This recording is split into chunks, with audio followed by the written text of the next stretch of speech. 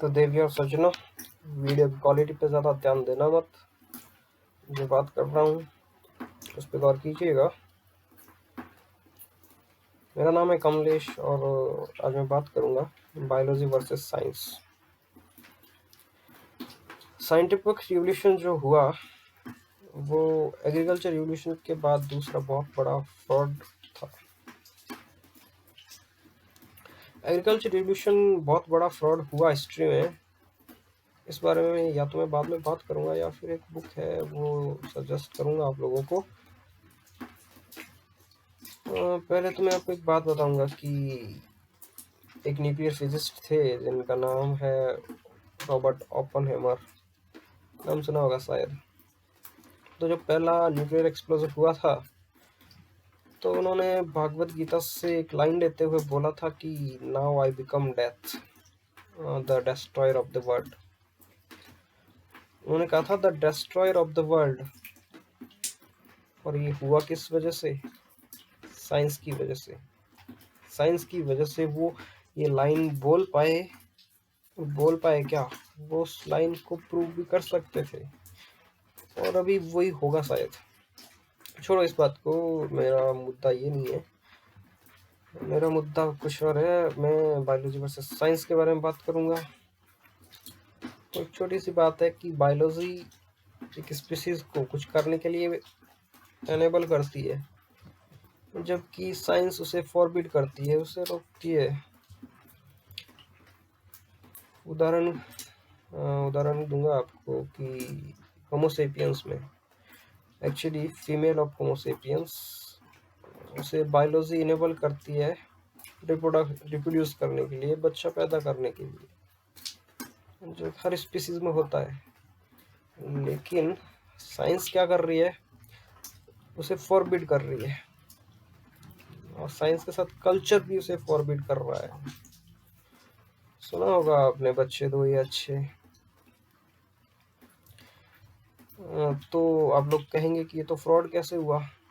ये तो अच्छी बात है कि इसकी वजह से पॉपुलेशन कंट्रोल में रहेगी। मगर मैं अगर ये कहूँ कि आज की जो 7.8 बिलियन पॉपुलेशन है इस वर्ल्ड की, वो इस साइंस की वजह से है, तो क्या आप मानोगे? ठीक है, मत मानो।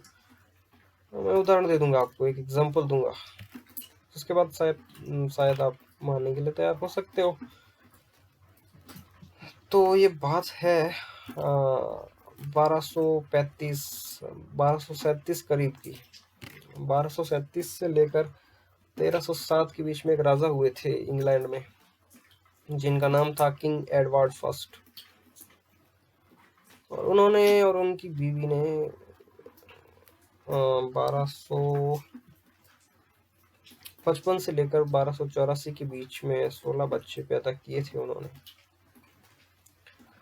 और उन बच्चों, चूंकि वो राजा के बच्चे थे, उनके पास खाने पीने की कमी थी नहीं, रहने के लिए अच्छी जगह थी, और गर्म कपड़े थे, सब कुछ थे, अच्छे सर्वेंट थे, पीने के लिए बहुत शुद्ध पानी था। इन सब के होते हुए भी एक चीज की कमी थी, और वो थी साइंस।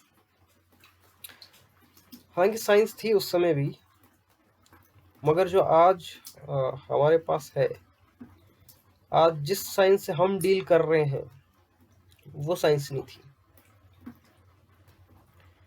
तो उसके अभाव में उस जोड़े के 16 बच्चे हुए, उसमें से एक बच्चा सरवाइव कर पाया लास्ट तक। उनका पहला बच्चा जो हुआ वो लड़की थी शायद, वो जन्म के टाइम ही मर गई।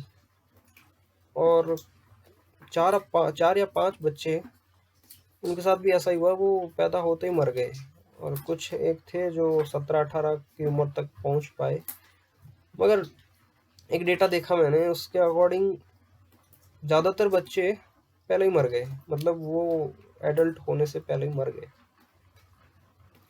और लास्ट में जो 16 बच्चा था, जिसका नाम था एडवर्ड सेकेंड, जो आगे जाके एक राजा बना, उसका वंश जो है आगे बढ़ा। तो मेरा कहने का तात्पर्य ये है कि 16 बच्चे हुए, क्यों हुए? क्योंकि बायोलॉजी की वजह से, बायोलॉजी एनेबल करती है एक फीमेल को बच्चा पैदा करने के लिए, और उन्होंने वही किया, 16 बच्चे हुए। लेकिन 16 बच्चों में से एक बच्चा आगे सरवाइव कर पाया, बाकी वाले मर गए।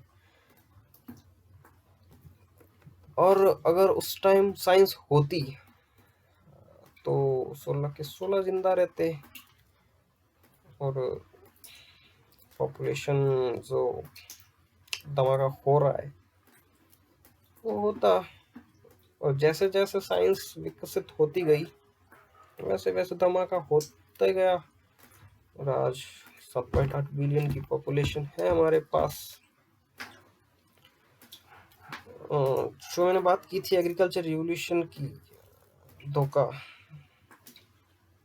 उसके लिए एक छोटी सी बात बोलूंगा मैं कि एग्रीकल्चर रिवॉल्यूशन ने हमें क्या दिया? खाना, सिक्योरिटी, फूड सिक्योरिटी, जिससे हम ज़्यादा से ज़्यादा इंसानी डीएनए की कॉपीज बना सकते हैं।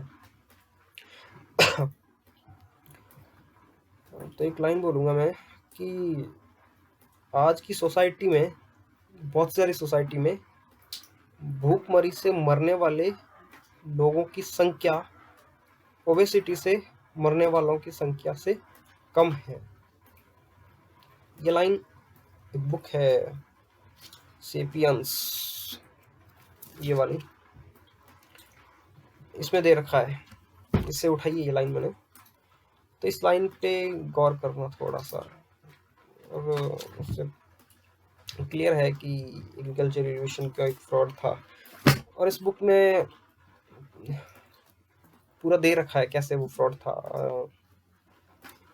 पढ़िएगा आप लोग ये बुक। ठीक है, चलते हैं।